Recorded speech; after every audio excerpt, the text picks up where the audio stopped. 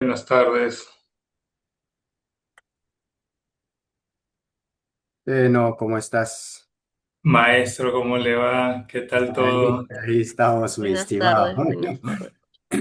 Qué Gusto gusto verte. tenerte por acá, Carmen. Bienvenida. ¿Qué tal? Muchas gracias. Buenas tardes Buenas a tardes. todos. Sí, Veno, de los años, de los años. Sí, Te qué ha tragado alegría la tierra, coincidir, pareciera. literalmente. Así es. Bueno, espero que podamos seguir coincidiendo en más espacios. Así es. Bueno, hay que mantener el contacto. Igual ese es el espacio estudio. Así que estaremos ahí probablemente siguiendo con esta era de conferencias y de compartir conocimientos, tanto con los estudiantes y con también una proyección hacia el exterior. La idea es no tener barreras ni fronteras con conocimiento, sino difundirlo a nivel macro. Hermosísimo, muy bien, genial. Bueno, ya estamos a la orden cuando gusten. Chévere, ahí Gracias. Buenas igual tardes, Cindy arquitectos. va a estar Buenas ahí tardes. guiándonos y Harold como director pues va a dar las palabras. Así que Así bienvenidos es. Carmen y Velo. Muchas gracias. Adelante, Cindy. Listo, arquitecto, iniciamos entonces.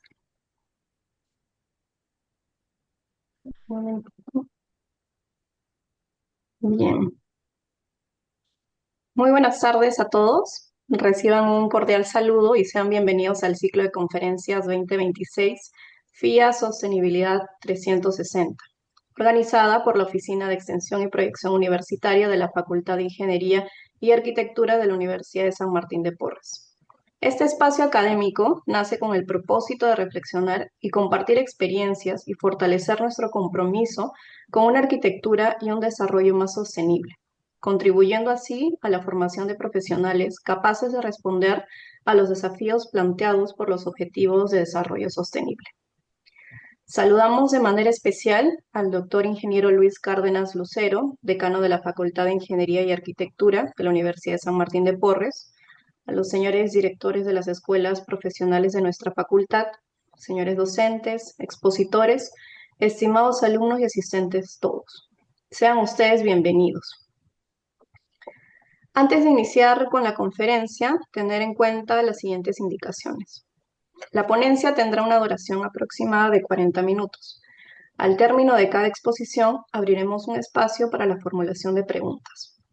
Los invitamos a utilizar la sección del chat ubicada en la parte inferior de sus pantallas para compartir sus consultas y comentarios. Agradeceremos su atención y participación en estas interesantes conferencias que hoy tenemos el agrado de compartir con todos ustedes. Asimismo, les recordamos y sugerimos tener una buena conexión a Internet para evitar interferencias en la comunicación. Ahora damos pase al director de la Escuela Profesional de Arquitectura, el magíster arquitecto Jaro Noriega Chávez, quien realizará la presentación de los expositores. Seguidamente, iniciaremos la conferencia titulada Hacia una arquitectura regenerativa, a cargo de los arquitectos, el arquitecto Benito Juárez Vélez y la arquitecta Carmen Gutiérrez Apolinario. Adelante, arquitecto. Muchas gracias, arquitecta Cindy. Le damos la más cordial bienvenida al arquitecto Benito Juárez Vélez. Él es cofundador de FabLab Perú y de la Red Latinoamericana de FabLabs, desde donde impulsa la democratización de la tecnología mediante plataformas de innovación inclusiva como el FabLab Flotante Amazonas y REGE, que integra saberes ancestrales y nuevas tecnologías para co-crear junto a comunidades indígenas amazónicas una industria regenerativa. Su pasión por la cultura y la creatividad colaborativa lo llevó a desarrollar la metodología Simbiocreación y el índice de madurez industrial IMI, herramientas diseñadas para acompañar a organizaciones, empresas y emprendedores en su transición hacia una industria 5.0, más consciente y sensible con los ciclos regenerativos de la vida. Recibamos con un cordial aplauso digital, virtual, al arquitecto Benito Juárez Vélez. También damos la cordial bienvenida a la arquitecta Carmen Elena Gutiérrez Apolinario, arquitecta y urbanista con experiencia en gestión de proyectos, investigación y desarrollo de iniciativas vinculadas a la sostenibilidad y la innovación en arquitectura. Actualmente se desempeña como coordinadora de proyectos e investigadora en Forres Academy Regio, donde participa en la promoción de enfoques regenerativos aplicados al territorio, la educación y el desarrollo sostenible. Asimismo, ha contribuido en proyectos de impacto social y comunitario, fortaleciendo su compromiso con una arquitectura orientada al bienestar de las personas y el entorno. Su trayectoria profesional integra la práctica arquitectónica, la investigación y la gestión de proyectos, consolidando una visión interdisciplinaria frente a los desafíos contemporáneos de nuestras ciudades y territorios. Recibamos con un cordial aplauso a la arquitecta Carmen Elena Gutiérrez Apolinario y con ello damos inicio a la conferencia titulada Hacia una arquitectura regenerativa. Adelante.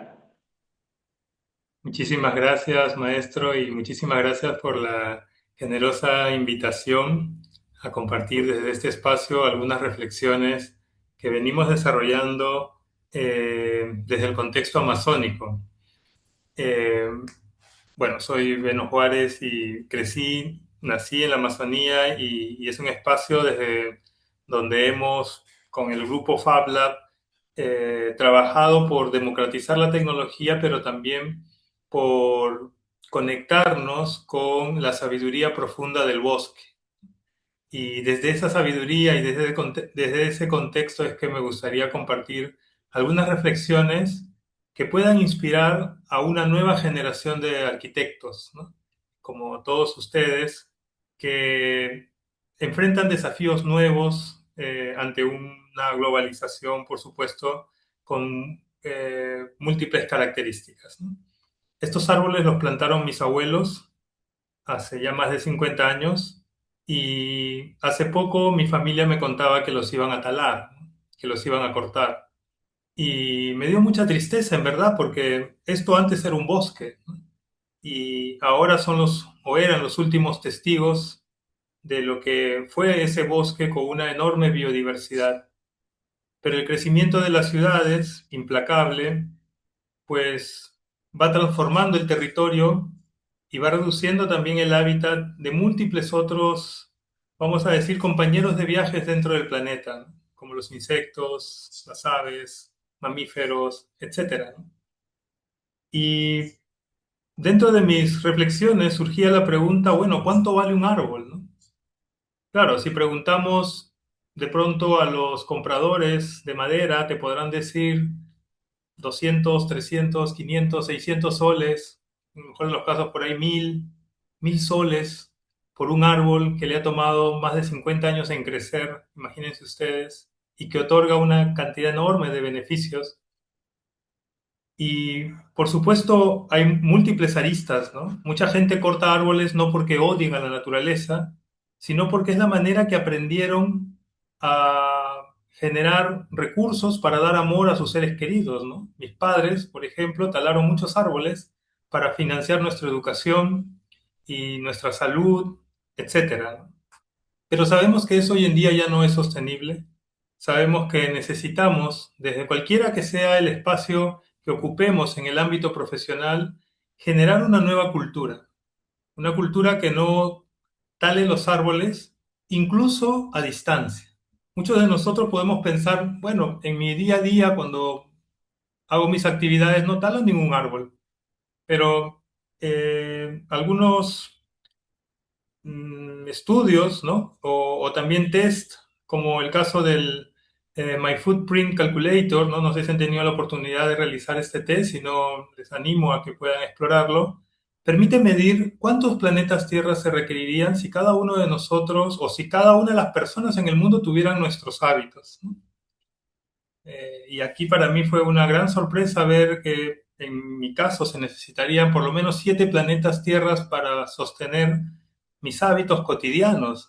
Y realmente fue como una bofetada o un baldazo de agua fría hablar, ¿no? Me sentí muy incoherente conmigo mismo, ¿no? Hablar tanto de un desarrollo sostenible, regenerativo, y sin embargo mis hábitos decían otra cosa. ¿Y esto por qué se da? Existen múltiples causas detrás que es importante tenerlas en cuenta al momento de diseñar. No sé si ustedes saben, si escogen algún producto que tengan alrededor, ¿no? Por ejemplo, el lapicero, o de pronto el mouse, o de pronto la ropa, ¿de dónde proviene cada uno de esos productos? Y si saben, una vez que lo terminen de utilizar, ¿qué va a pasar con ellos? Para la mayoría de nosotros, especialmente quienes vivimos en ciudades, no logramos abarcar en su total dimensión todo el ciclo de lo que está detrás de cada producto que nos sostiene día a día. Y es porque estamos inmersos en procesos tan grandes, industriales, logísticos, tan grandes, que ya nos hemos vuelto insensibles a la noción circular inherente en todo lo que nos rodea. Sin embargo, esto no ocurre con las comunidades originarias.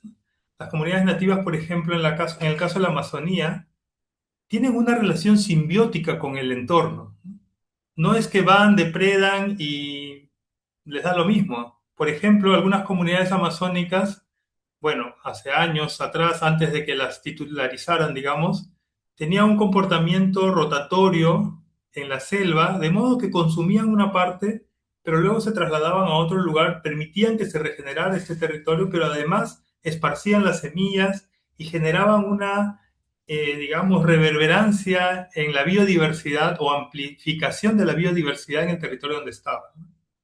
O por ejemplo, ¿no? Si le preguntamos a alguien de una comunidad de dónde proviene el techo de tu casa o de dónde provienen las columnas, te va a decir con mucha certeza, bueno, lo traje de tal zona, viene de tal bosque o de tales palmas, y también tiene la noción muy concreta, muy consciente de qué pasaría si es que sobreexplota ese recurso, pues probablemente el próximo año se quede sin casa, ¿no? O en las próximas, digamos, oportunidades que lo requieran, ¿no? Y además sabe perfectamente qué va a pasar con esa casa una vez que deje de usarla, ¿no?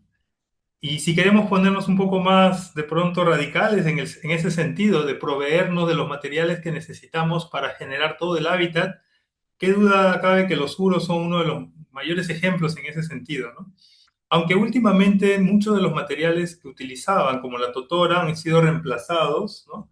El modelo original de los suros, o esta lógica de adaptación al entorno, es realmente maravillosa, ¿no? Con un solo material, como es la totora, logran hacer prácticamente todo. Hacen el suelo, que es la isla, ¿no? Sobre el lago, hacen las viviendas, hacen los muebles, hacen incluso sus sistemas de transporte, sus embarcaciones, utensilios, sus bolsos, etcétera. Luego, este material, la totora, vuelve a degradarse, pasa al lago y crece nuevamente. Entonces, en un espacio muy reducido, la arquitectura, el ambiente, el hábitat está constantemente regenerándose en interacción con el entorno y la cultura. Y si queremos ir un paso más allá, ya no hablamos solamente de la economía circular o del pensamiento circular o del diseño circular, sino del espiral, ¿no? ¿Y qué implica un diseño espiral o regenerativo en este caso? Es que no solamente optimizas el recurso que dispones, sino que a través del recurso que dispones puedes incrementar vida o incrementar cultura o incrementar biodiversidad en el entorno en el que te encuentras, ¿no? Como el caso de Moray, que es uno de mis ejemplos favoritos, el gran laboratorio de los incas, donde los incas lograron condensar, ¿no? Representar, simular en un espacio tan reducido de alrededor de 100 metros de profundidad. Imagínense ustedes más de 2.000 metros de pisos ecológicos concentrados en este espacio.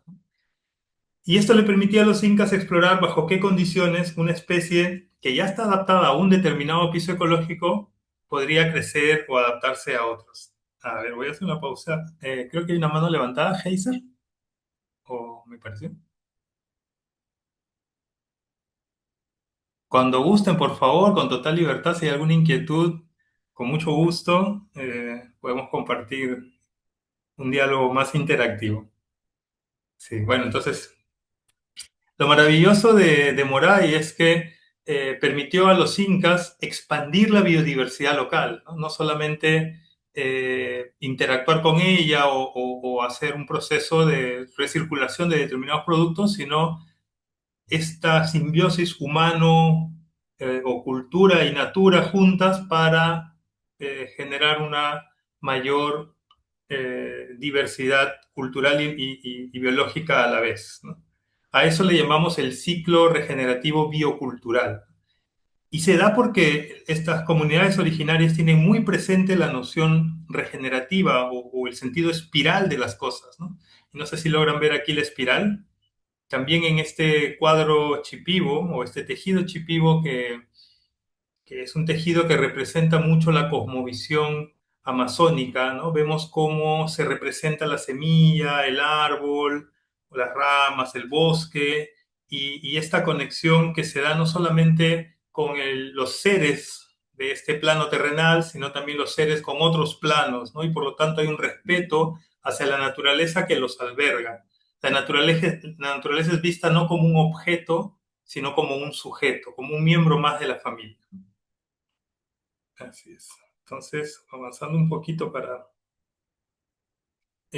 bueno, estos eran algunos aspectos que explorábamos desde FabLab, pero me gustaría compartirles también que desde el ámbito arquitectónico, desde la profesión, digamos, no siempre fue fácil o no resulta sencillo empezar a innovar, experimentar, ¿no? Recuerdo un momento en la vida en el que tenía que decidir entre seguir innovando, pero de pronto no tener apoyo, no tener dónde desarrollar estas ideas, versus hacerlo más convencional, ¿no? Trabajar en una oficina de arquitectura o de pronto dando algunas clases, que está súper bien, pero en mi caso, la vocación por experimentar no encontraba un espacio, ¿no? Y ahí es donde el maestro Árbol eh, inspiró una gran lección, ¿no? ¿Qué hacer, ¿no? ¿Dejar de experimentar o seguir haciéndolo? Bueno, cuando nos preguntamos hacia dónde crecen los árboles, seguramente podemos decir, bueno, hacia arriba, buscando la luz solar, o hacia abajo, buscando los nutrientes, o el agua, o el centro de gravedad de la Tierra. Y si hacemos una suma vectorial, los árboles nos enseñan que, ¿no? Más uno, menos uno, crecen hacia su centro, hacia cero. Y esta es una pregunta muy importante, tanto a nivel personal como, digamos, en cualquier proyecto en el que se encuentre, ¿no? ¿Hacia dónde estamos creciendo? Cuando era joven y estudiaba, fue un aspecto crucial en mi formación, ¿no? Porque la arquitectura, si bien nos ofrece un espacio muy amplio de oportunidades, también puede ser que nos lleve hasta ciertos moldes, ¿no? De lo que significa el ser arquitecto o el ejercer el oficio. Pero bueno, el encontrarme con mi centro, con la posibilidad de explorar y experimentar, fue una gran oportunidad también para empezar a crear cosas en distintos ámbitos y ser convocado más adelante por la red FabLab y participar de múltiples proyectos como la FabLab House y otros, ¿no? Y además contribuir para que en Latinoamérica estos espacios, esta red, pues pueda crecer. Y hoy en día somos más de 70 Fab Labs en el Perú, más de 300 en Latinoamérica y más de 3.000 en todo el mundo, donde cualquier persona que quiera crear, quiera desarrollar proyectos y no tenga dónde, pues ese es el lugar ideal, ¿no? El lugar de prototipar el mundo que queremos. Y ya de una forma personal, como desafío personal, eh, siempre la Amazonía ha generado una gran atracción en la labor que realizo, pero también dentro de lo que vivimos en Latinoamérica, pues es uno de los espacios con mayores oportunidades y riesgos a la vez, ¿no? Entonces, desde lo que nos brinda la Amazonía y desde lo que nosotros podemos generar como laboratorio, como gran laboratorio biológico, cultural que significa, empezamos a desarrollar propuestas, a explorar qué podríamos hacer para darle un poco de oxígeno al gran pulmón de nuestro territorio. Y es así como surge el proyecto del Fab Flotante ya hace varios años atrás, como una iniciativa para gestar desde la Amazonía un laboratorio de innovación, ¿no? Un laboratorio donde podamos co-crear junto con diversas comunidades locales, con la naturaleza no como un recurso, sino como una co-creadora, y donde podamos encontrar modelos alternativos a la economía extractivista que hoy en día domina la Amazonía, ¿no? Desde el caucho, la madera, el petróleo y recientemente la minería, así como la extracción de bioproductos o bioinformación, la Amazonía siempre ha sido vista como un territorio para la extracción. Pero ¿qué ocurriría si desarrollamos más bien modelos no extractivistas, sino regenerativos, que permitan devolverle más a la Amazonía para que incremente su biodiversidad? Y nos damos cuenta o nos encontramos en el camino con que esta visión regenerativa ya no era solamente algo vinculado a de pronto contextos de alta biodiversidad como la Amazonía, sino que es un llamado global, ¿no? Ir más allá de los modelos sostenibles de equilibrio cero a modelos que incrementen la vida en el planeta. Y por supuesto, desde los saberes ancestrales, como el caso de Moray, encontramos respuestas muy concretas a cómo lograr este desafío.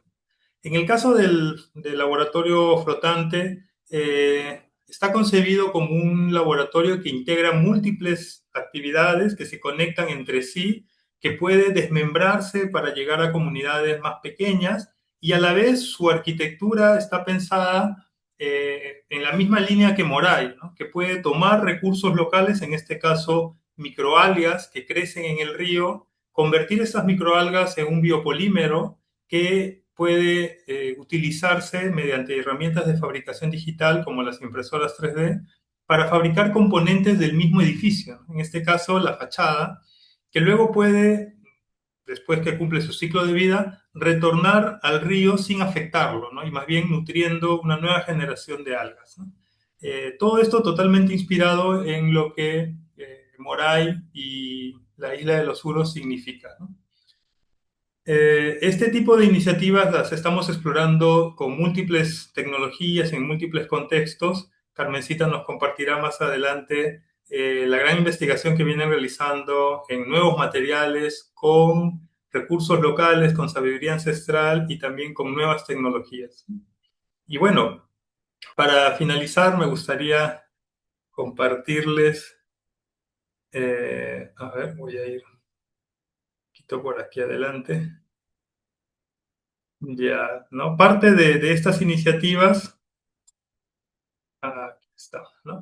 Las venimos impulsando desde múltiples talleres en todo el mundo que promueven sobre todo la colaboración entre personas, instituciones que pueden co-crear, que pueden generar una convergencia más que competencia, o que pueden integrar ideas más que imponerlas.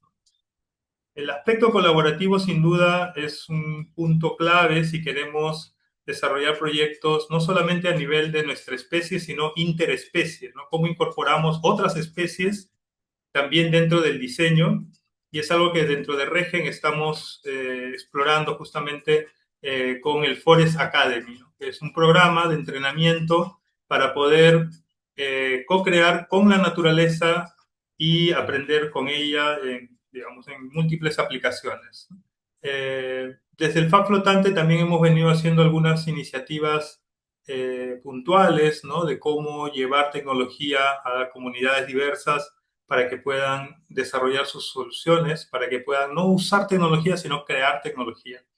Y así también aprendemos del pambil. No sé si ustedes sabían que existe un árbol que camina, que es este de aquí, cuyas raíces crecen fuera de la tierra, ¿no? Y eso es interesante porque a la mayoría de árboles, por supuesto, están, digamos, enraizados y crecen dentro de la tierra, ¿no? Pero en este caso, el pambil ha desarrollado una inteligencia maravillosa que es hacer brotar sus raíces fuera, de modo que donde siente que más se está inclinando, brotan más raíces, y esto con el tiempo hace que el árbol se mueva, ¿no? Por eso le llaman el árbol que camina.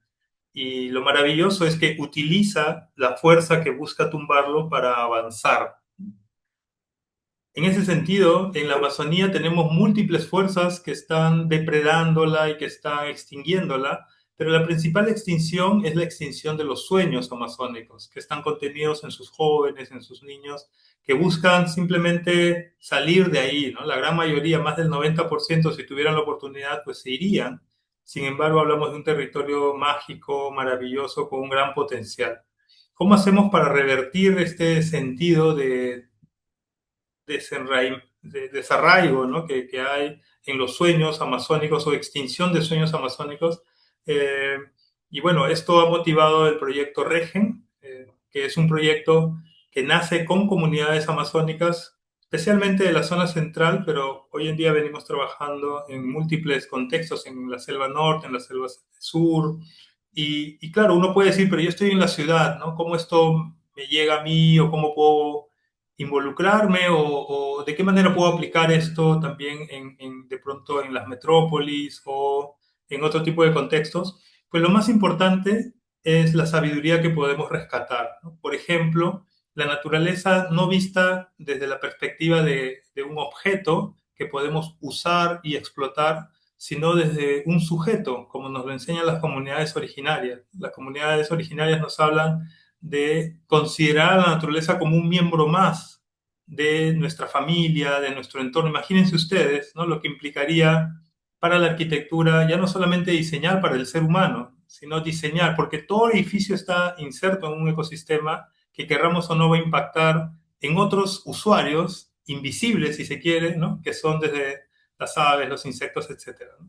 Bueno, entonces desde ahí es que venimos explorando cómo la arquitectura puede, por un lado, considerar a la naturaleza como una co-creadora y también aprender de los ciclos regenerativos, de los patrones, de los nuevos materiales. También, por otro lado, la arquitectura aprendiendo de los saberes ancestrales, mucho de lo que hoy en día consideramos modas o tendencias globales como la economía circular, el cero desperdicio, la regeneración, etcétera, son prácticas milenarias, ¿no? En muchas comunidades que sin duda pueden inspirar a un cambio profundo en cualquiera de las labores que realicemos, ¿no? Y bueno, finalmente, antes de darle paso a Carmencita, me gustaría compartirles, perdón, aquí, imagen de la bugambilia, que es una de las plantas que más nos inspira en los proyectos que venimos realizando.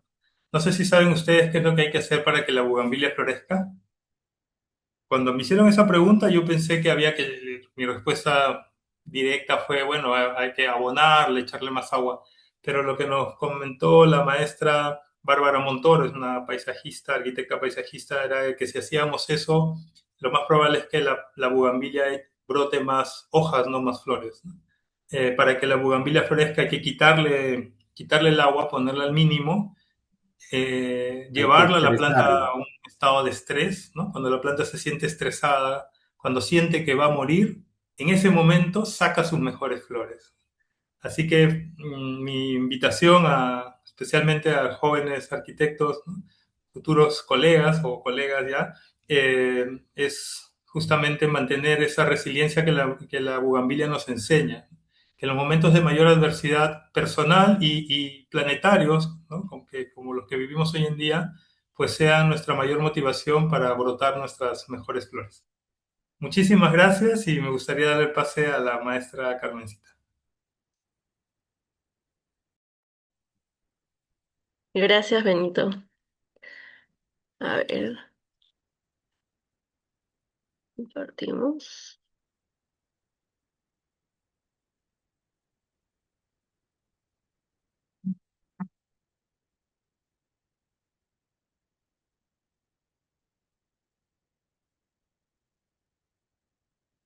Bueno, yo voy a hablar un poquito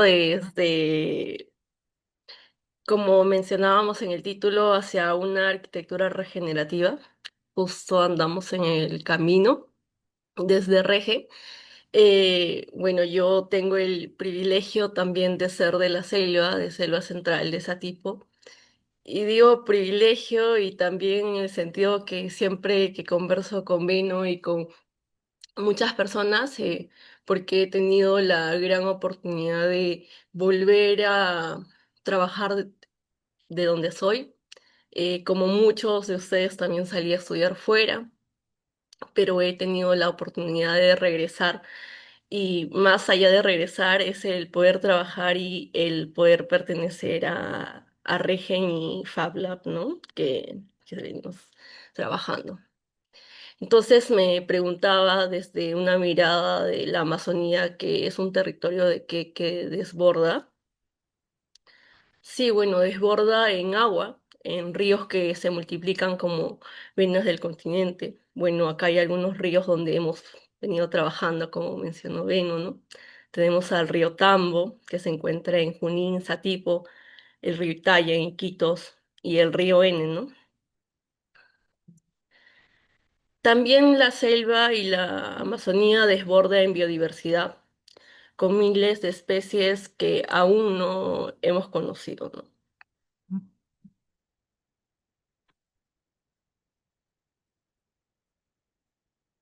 Y también desborda en las culturas, que han habitado estos bosques en simbiosis durante muchos años atrás, ¿no? Y si nos preguntamos, ¿qué hace una sola hoja de chapaja aislada que parecemos que lo vemos tan frágil y que se puede deteriorar? Pero cuando ésta se une, desborda su condición natural y se convierte en una cubierta, ¿no? Y esta cubierta genera una casa y esa casa una comunidad. El territorio desborda, esto significa reconocer y habitar, ¿no? Y que se puede regenerar.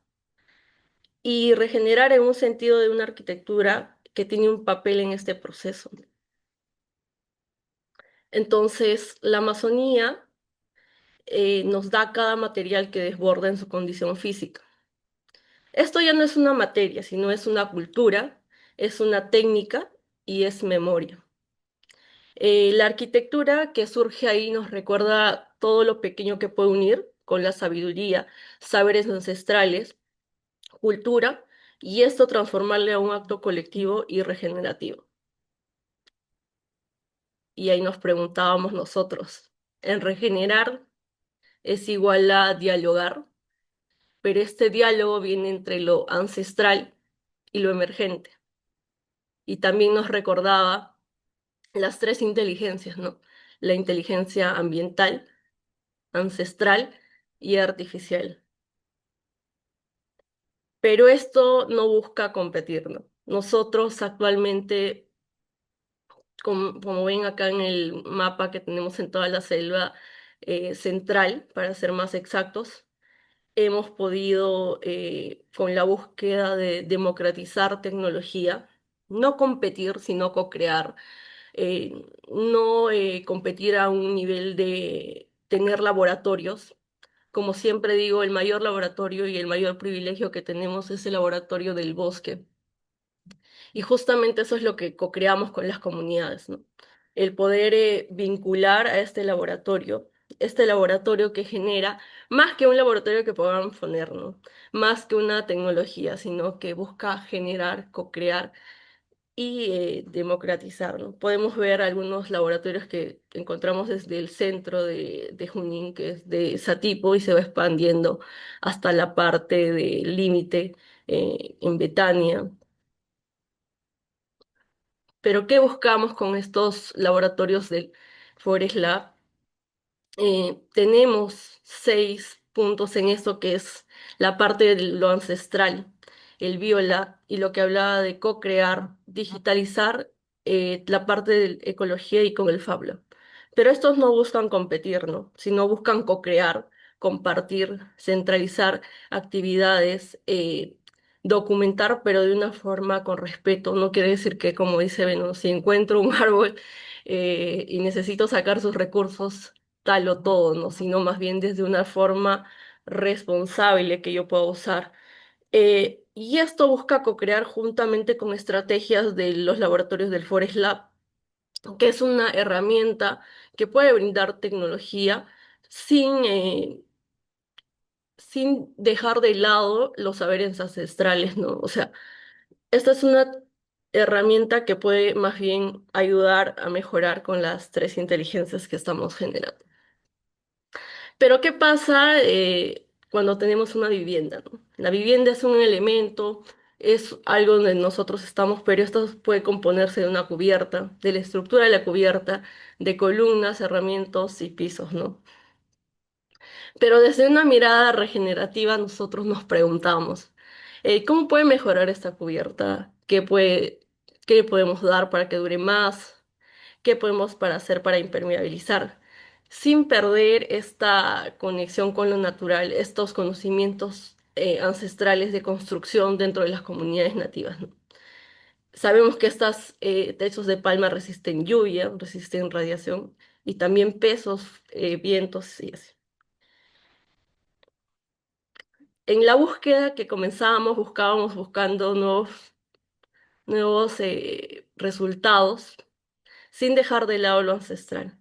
Entonces entrábamos a un mundo de biomateriales, biocompuestos, biopolímeros, en la mezcla de buscar algún nuevo material que pueda salir dentro de todo el bosque, ¿no? Y sin dejar de lado nuestro laboratorio principal, sí, para volver a repetir que es el bosque, nos encontrábamos sumergidos en biomateriales o biopolímeros. Acá tenemos una gama de exploración de biopolímeros que, como mencionaba, muchos de estos están hechos de desechos que podría parecer que no tienen mucho más que hacer y que se vaya a la basura, ¿no? Eh, por ejemplo, encontramos pigmentos. También encontramos desechos de café, de cacao, pigmentos naturales dentro de las comunidades que los saberes ancestrales, ¿no? Biohilos. También podemos producir biocueros. Justamente el tema de reutilizar, de volver a dar y generar y no solamente botar, es lo que nos hacía buscar nuevos materiales, ¿no? Al menos en Lima, por ejemplo, yo cada vez que regreso es una pelea conmigo misma porque no como que segregamos adecuadamente los desechos, ¿no? De donde yo vengo en provincia, tenemos como 5 tachos donde podemos reutilizar las cosas, ¿no? Y más que eso, en las comunidades esto siempre ha existido, ¿no? Entonces no es que nos hayan enseñado a reciclar, sino que esto siempre se ha dado, porque en las comunidades no llega un carro recolector que te segrega la basura de manera adecuada, sino que ellos siempre han reutilizado. Pero a este búsqueda entre materiales se ha buscado dar una nueva estructura, ¿no? Los cuales son biopolímeros que se pueden utilizar de diversas formas, como en esta parte que hemos estado explorando, ¿no? Una membrana de coco, una estera de chapaja y un biopolímero, ¿qué nos puede formar? Y bueno, dentro del Forest Academy justamente estamos dentro de esa búsqueda. Y aquí también les puedo presentar un biopapel que está hecho de fibras, muchas de estas fibras desechos, ¿no?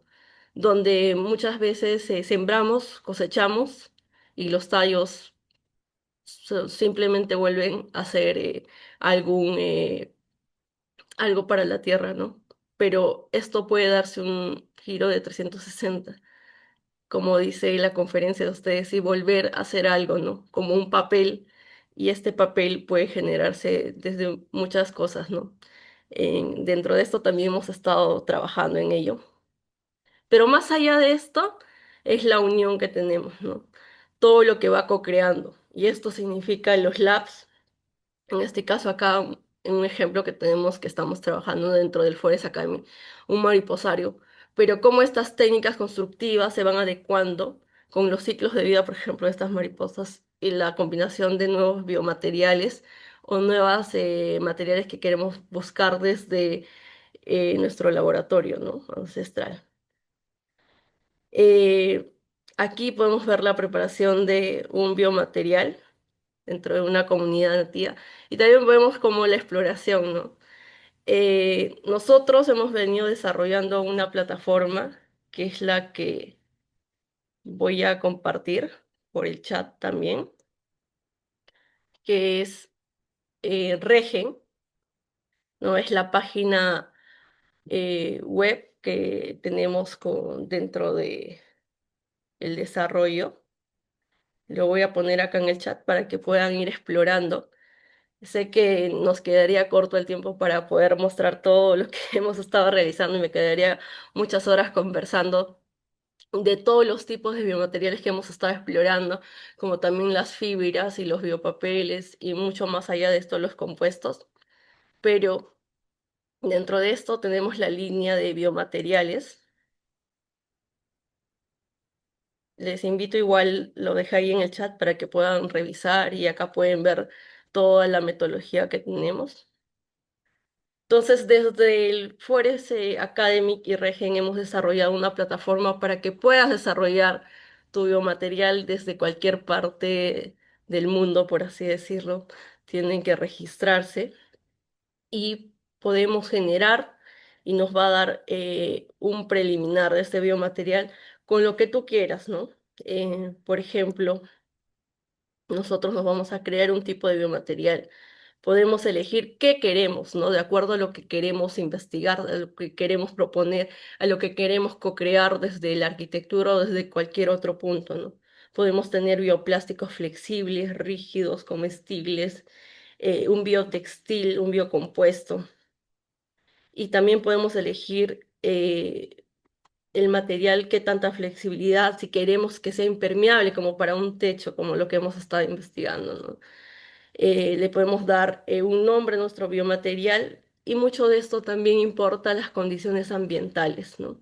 La ubicación, podemos darle dónde estamos. Bueno, ahorita me encuentro en Lima, entonces esta es la temperatura y me va a generar, ¿no? Y dentro de esto también el desarrollo personal que me ha llevado a seguir dentro de la línea es el Fab Academy que hemos venido desarrollando. Esta es mi página también. Y justamente con esto viene mi búsqueda con un laboratorio móvil, como el que Ben no presentó, pero este es el que va por tierra y el otro es fluvial. Un laboratorio móvil que pueda recorrer comunidades, que puedan generarse biomateriales, que puedan conocer, ¿no? Es muy emocionante llegar a cada comunidad y cómo van co-creando y cómo ellos mismos van generando sus conocimientos con esta tecnología. Entonces lo que buscamos no es competir ni llevar ni decir quiero, mira, tengo esta tecnología, tú la haces, sino más bien es el hecho de la simbiocreación, que es algo que justo ven a mostrarlo en el video, el co-crear, el generar, y me lleva a justamente a esta página, ¿no? Espero la puedan explorar cada uno de ustedes dentro del mundo y puedan compartir también. Y nos escriban, ¿no? Cualquier duda, nosotros de verdad que sería un montón, creo, poder describir aquí todo lo que son biomateriales, biopolímeros, pero es muy grande. Entonces, les invito a poder descubrir por sí mismos, ¿no? Desde el lugar donde están, desde los compuestos que tengan en casa, porque un biomaterial no solamente son con pigmentos, sino también algunos desechos del día a día que podemos tener. Por ejemplo, cáscaras de fruta, el café que puedas tomar en la mañana, algunos otros vegetales, y así. Gracias.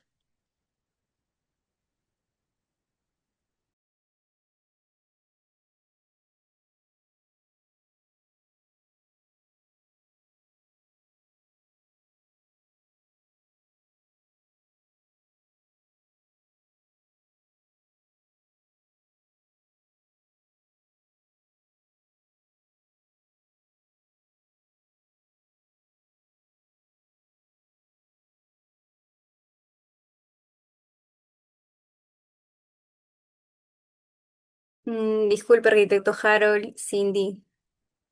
¿Me escucha?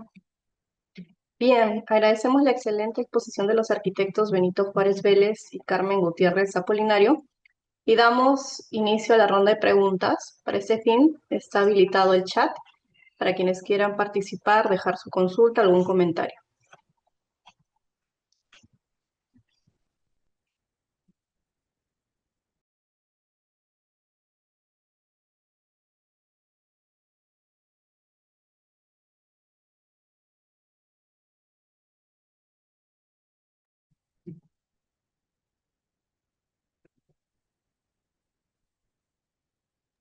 Bueno, yo sí tengo una pregunta. Discúlpame, voy a abrir aquí. Tengo una pregunta. De hecho, Por ahí he presenciado algunas clases de relleno, siempre es muy gratificante y muy bonito todo. Y de hecho, a mí me gusta un poco todo lo que dice Benito y Carmencita, porque incluso Carmencita es un pilar grande de este proyecto, porque ha participado en todos esos, este, por decirlo, cursos o FAB, por decirlo así. Ella, precisamente por ser la zona, ha participado en todos ellos, pero hay algo muy curioso que me gustaría preguntarle justamente sobre la arquitectura regenerativa y sobre el tema del mariposario, ¿no? Que es algo que van a desarrollar, tengo entendido, y me gustaría saber su visión con respecto a ese curso con la arquitectura regenerativa y el mariposario. Claro que sí, Leila. Cuando hablamos en el Forest Academy del mariposario, este mariposario está dentro de la periferia de Satipo, donde es el curso que estamos llevando, pero para comentarles, ¿no? Lo que busca este mariposario no es tener un terreno, talar, construir. Más bien están como les comentaba en una clase, ¿no? Que busca estar dentro de este ecosistema, ¿no? Porque este mariposario justamente necesita todo lo que hay a su alrededor. Es como el crecimiento de algunas especies cuando tenemos cerca de algún parque natural, donde siembras bajo sombra. ¿Qué quiere decir? Que tú pones por ejemplo, el cacao, el café, bajo estos árboles. No buscas talar y sembrar, sino más bien un espacio dentro de esto. Lo mismo busca el mariposario, pero más allá de la construcción y nos imaginábamos capaz de, cualquiera pensaría, va a construir un mariposario, va a ser una estructura súper grande. No, ¿no? La arquitectura va desde una estructura, por ejemplo, si hablamos en la cultura xánica, desde un tambor. ¿Y qué va? ¿Y qué lo recubre? Puede ser un biocuero, puede ser, en vez de usar pieles, ¿no? Podemos ver la estructura de la madera.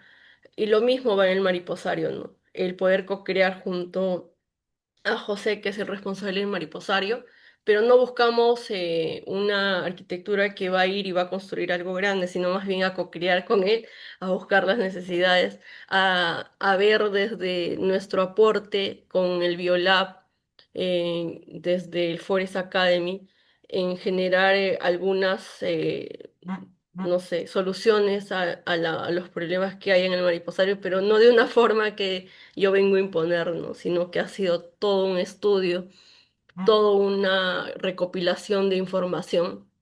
Entonces no buscamos imponer, sino co-crear y hacer una simbio, ¿no? Que es lo que ustedes han participado en la primera, en esta segunda fase, y viene la tercera, ¿no? Que ya es casi cercana.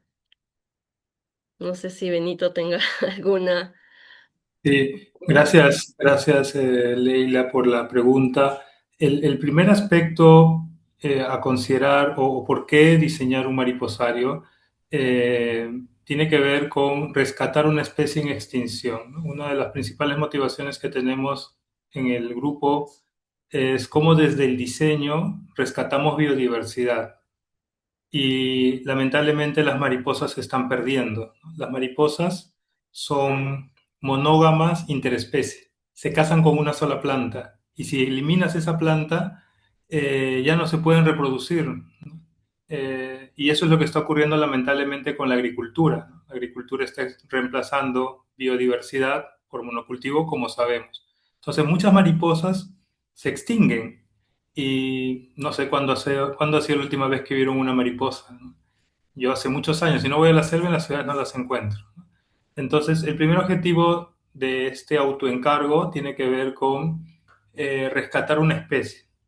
El segundo, que lo mencioné también en cuanto a los pilares de Regen, es que no vemos a la naturaleza como un material, como un recurso, sino como una co-creadora, ¿no? ¿Y qué implica que la naturaleza, que uno puede decir, oye, pero no va a diseñar en AutoCAD o no va a decir qué es lo que quiere, ¿no? En realidad hay muchísimo, por supuesto, que podemos desde la naturaleza conectar con el diseño, ¿no? Si es que hacemos ese ejercicio, por ejemplo, de identificar la manera en que la mariposa con su ecosistema desarrolla un ciclo regenerativo y a partir de identificar cuál es ese ciclo regenerativo, la arquitectura se desprende sola, ¿no? Y en ese ciclo regenerativo puedes identificar, por ejemplo, una serie de propiedades de materiales que van permitiéndole a esta relación naturaleza o de insecto con su planta coexistir. Entonces la materialidad se va transformando, se va adaptando a sus requerimientos, pero en esa adaptación regenera tanto a la mariposa, le sirve para su proceso de metamorfosis, pero también regenera el entorno. Y ahí podríamos expandirnos un montón, ¿no? Yo creo que eso amerita, como bien decía Carmen, un taller, pero por ejemplo el hecho de que la oruga coma las plantas, las hojas de las plantas, también regula y renueva, ¿no? Los procesos metabólicos de la misma planta y también desarrolla determinadas proteínas o repelencia dentro de la planta para otro tipo de insectos, etcétera, ¿no? Bueno, aprendiendo de esos ecosistemas, tú puedes llevarlo al plano arquitectónico para desarrollar un tipo de estructura que se basa en esa inteligencia, que la puedes aplicar para el contexto de diseñar para un no humano, como sería la mariposa. Además, puedes agregar la capa de cómo las comunidades locales interactúan, ¿no? Las comunidades locales saben qué tipo de frutos son los que consumen, de qué manera, en qué momento, etcétera, ¿no? Y además, otro aspecto muy importante, el efecto colateral que tiene la crianza de una mariposa o el incentivo de una mariposa en su ecosistema. Bueno, todo esto trae como resultado, por un lado, la regeneración de esta especie que se está perdiendo, permite en un contexto controlado que el nivel o la expectativa de sobrevivencia de la mariposa se incremente de 10% a 90%, o sea, los seres humanos realmente contribuyendo con la biodiversidad local de una especie que se está perdiendo, ¿no? También hay que ver temas de equilibrio ecológico que son muy importantes. Pero por otro lado, también la misma mariposa te permite polinizar otro tipo de plantas que pueden tener ya otro beneficio para la comunidad local, etcétera, ¿no? En resumen, diseñar desde una lógica regenerativa tiene que ver con diseñar desde los ciclos que permiten estos circuitos biológicos entre múltiples seres y también diseñar no desde el egocentrismo para el ser humano, sino para el ser humano, pero dentro de un ecosistema más amplio, incorporando a estos otros usuarios, especialmente a los que se están perdiendo. Muy bien, arquitecto, muchas gracias. Tenemos también un comentario de la participante Pierina Collao. Dice, buenas noches. No sé si sería una pregunta, pero con respecto al árbol que comentó el arquitecto Benito, que es el árbol que camina en la selva de Tingomaría, en la laguna El Milagro, tiene una isla donde te hacen tours explicando la diversidad de la vegetación y justamente encuentras ese árbol donde ellos indican que las raíces buscan agua, por eso es que avanzan hacia donde sienten que hay agua. No sé si eso sería un aporte a lo que menciona el arquitecto.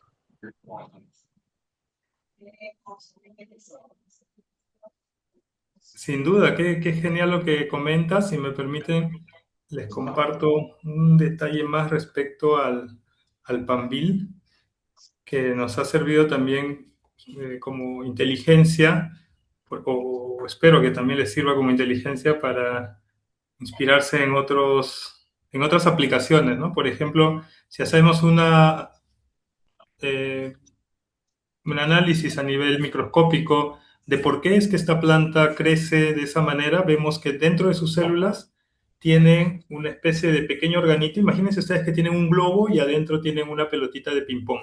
No importa cómo coloquen el globo, la pelotita de ping-pong siempre está abajo.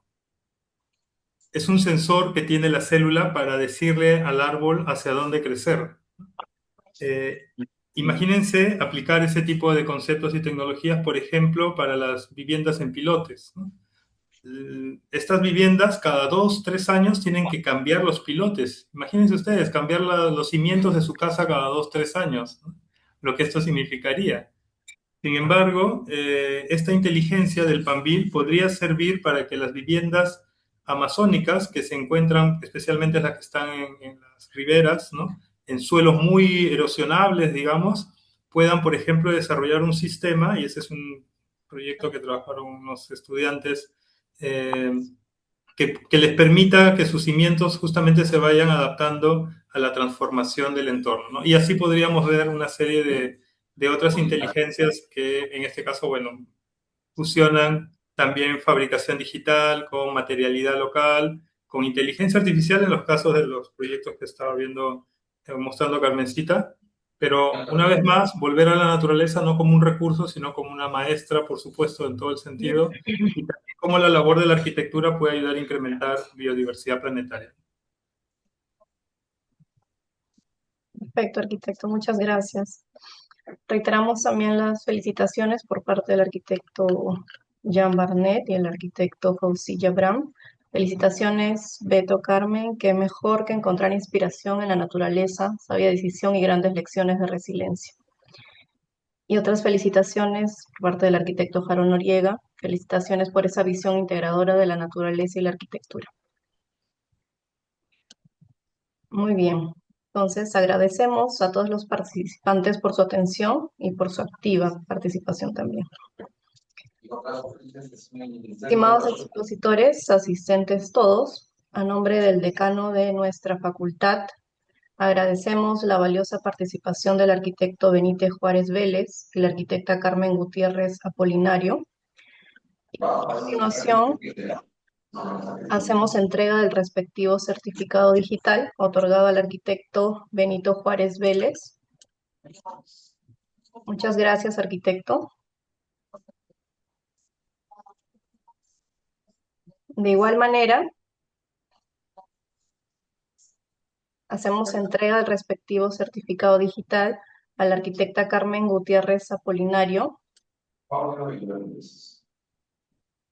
Agradecemos su valiosa participación. Gracias, Cindy, a todo el equipo.